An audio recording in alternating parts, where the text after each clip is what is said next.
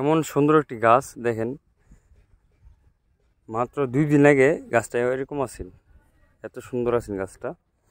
তো হঠাৎ করে গাছটা 2 দিনের ভিতরে এইরকম পরিবর্তন হয়ে গেছে, এরকম একটা রূপ ধারণ করছে গাছের পাতাগুলা এবং কোরকা কোরকা লাগিয়েছে গা।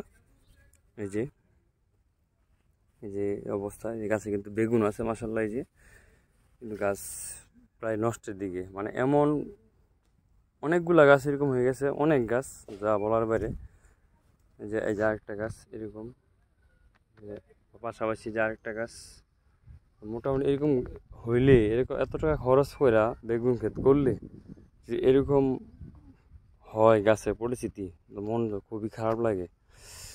তো কি করব, তো আমাদের পরামর্শ অনুযায়ী আমদাদ ভাইয়ের কাছ থেকে বলছিলাম আসার জন্য, উনি আসবে বিকালে, এসে দেখবে খেতে কি কি লাগবে।